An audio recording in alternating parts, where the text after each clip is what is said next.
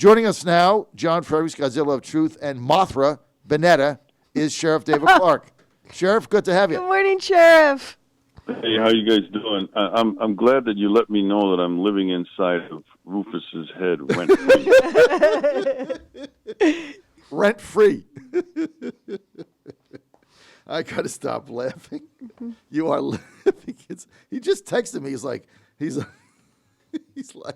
you are living in his head. We just keep piping replays of your segments into his phone nefariously. Okay, Sheriff, we're driving through Richmond last night. We own businesses here. Now, a couple of them, 3 of them actually. So we're driving through downtown, and Martha's with us. So she picked me up this morning at the hotel. 5:30 a.m. And, of course, I've been, I'm here all the time, so you get immune to it. But Martha's not been here in a while. No. And she was shocked by the damage in Richmond. Yes. Just the graffiti, the F words all over the place, the everything's broken boarded glass, up. Everything is boarded up. She was shocked by it. Sheriff, it looks like a war zone. I mean, this is Richmond. It has the oldest legislative body in our nation in it. We're driving down the streets, and it was F this, F that, boarded up everywhere. It looks like a war zone. Last night, I heard gunshots in the Hilton Hotel, right outside of the Hilton Hotel in Richmond. I mean, what say you about all of this? I mean, I'm a huge advocate for the freedom of speech, but this is rioting. This is vandalism. This is illegal activity. Yeah, you're right. For some odd reason, peaceful protest has now morphed into violence, and violence, rioting is totally unacceptable in our American democracy. But these days now, it's allowed to go on. One of the reasons it's allowed to go on is not enough pushback. There should have been. It should have started with policing, or effective policing, in defense of the officers on the front line. They're under stand-down orders. Police officers are afraid to act, and when that happens, you see this whole idea of defunding or abolishing the police is insane. It's not a serious public policy proposal. It's lunacy, and it should be called that. If you want to know what communities and cities would look like without the police, well, you just drove through it last night. Yes, and I wanted to ask you as well about this, what they're calling Chaz in Seattle. I mean, what in the world? How did the police department abandon their police headquarters there? I mean, how is that even possible? How do you walk away as a police department and just hand it over? And I mean, I've seen these images. It's just, I feel like I'm in the Twilight Zone sometimes, Sheriff. I mean, I can't believe we're living this today, and we're seeing this. Yeah, we're reaching a tipping point with American policing. You're seeing some of these fine men and women leaving some of these specialty units. You're seeing them back off. You're seeing them, you're talking about the Seattle. They were under orders to do that. That's how they could do it. It's a command and control structure. You do as you're ordered. Orders come down and you carry them out. It was a very, very, it's a huge mistake to do that. Look, a police precinct, those things are strategically placed. They don't just find an area and go, oh, this looks pretty good. Right. What it is it's a command post. Command and control comes out of there. Their communications come out of there. Their resources stored there. The deployment started out of a police precinct. Right. And you're right, they gave up that command post. Now, the chief claims she did not give the order. Well, she ought to know who did. She ought to find out who did. Well, it's the mayor, because that was a huge mistake. But the difference with a sheriff like you are, Sheriff Clarke, is you're independent. Sheriffs in America are independently elected by the people, so you're serving the people, right? The police chief serves at the pleasure of the mayor and the city council. Just like in Richmond yesterday, LeVar Stoney fired the police chief for no reason. This is the police chief that he gave an order to disperse the crowd with tear gas. It was protesting a couple weeks ago in Richmond because they violated the curfew that he set. So they did exactly what he said, and he's now fired the guy because he's running for re-election in November. He's losing in the polls. So the chief serves at the pleasure of the mayor and city council. So, I mean, if she says, look, I was defending it and I was told to abandon it, well, she was told by the mayor, right? Well, yeah, you'd think so. But, these two big politicians, now they're trying to have it both ways. None of them have any courage.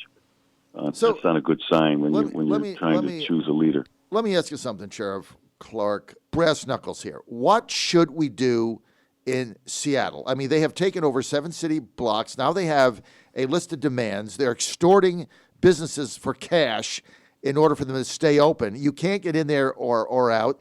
They're roaming around with the same AR-15s they told us we can't have, but I guess they can have them, so now it's okay.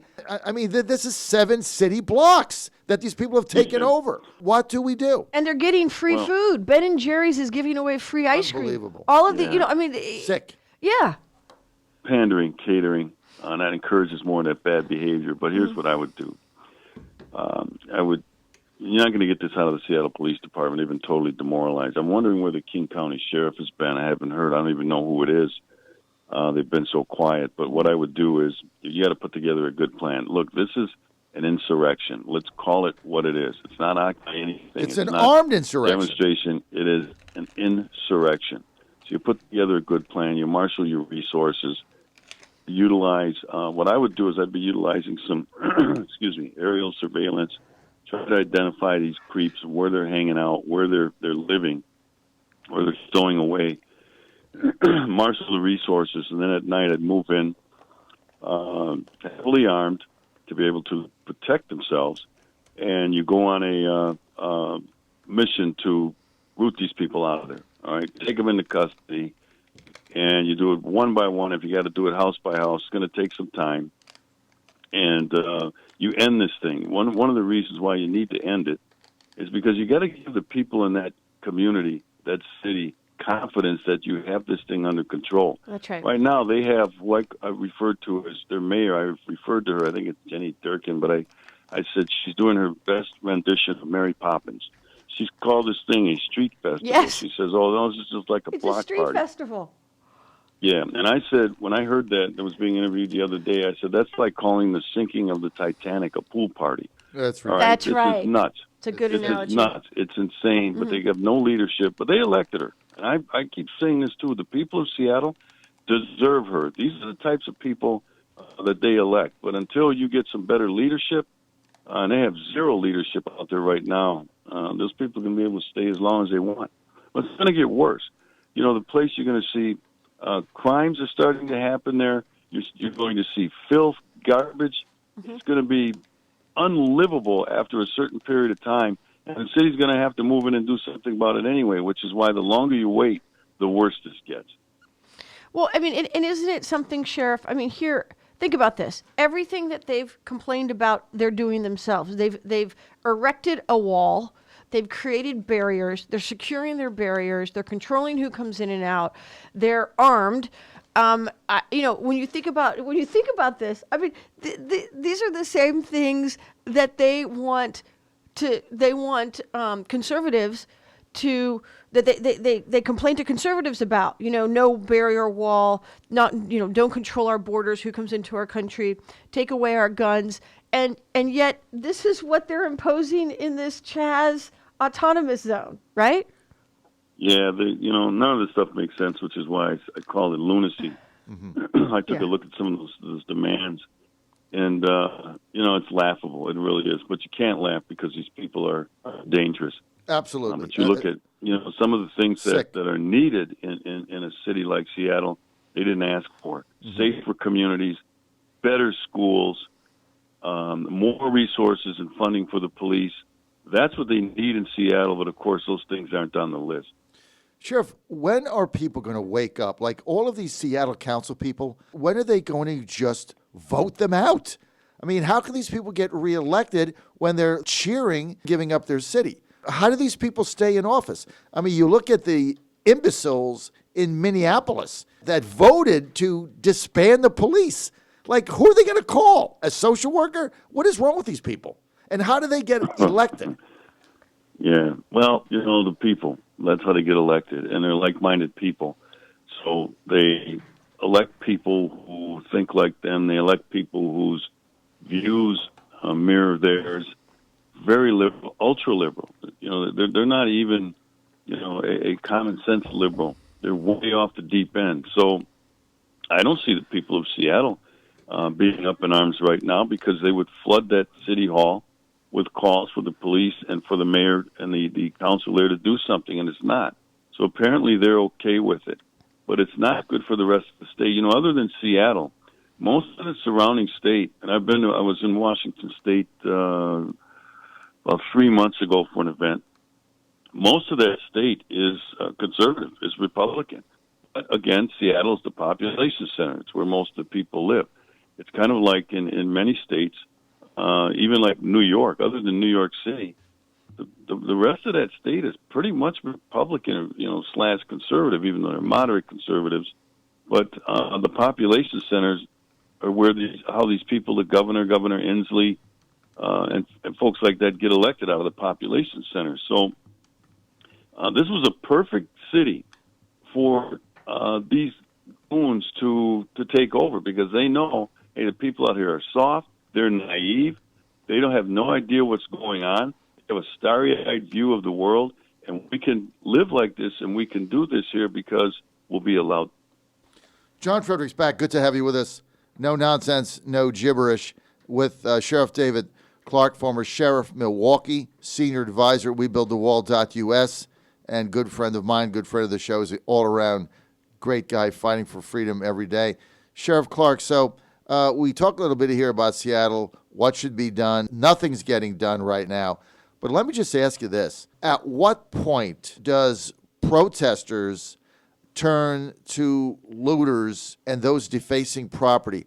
I mean, how do you control this? Because you look at Washington, D.C., it's a mess. Richmond is a mess. New York City is like disgusting what happened there. I mean, you're a sheriff. You want people to be able to protest. I want to be able to protest. I don't want to get tear gas shot at me, right? I want to be able to protest. That's an American right. As a law enforcement official, how do you separate the protesters from the looters? You can't, and that's why you just have to disperse the crowd. In Wisconsin, the law for law enforcement is you have to announce this is a disorderly gathering, and then you have to disperse. You just have to make the announcement. You give them a chance to leave, and if they don't, then you have to move in there with some resources. With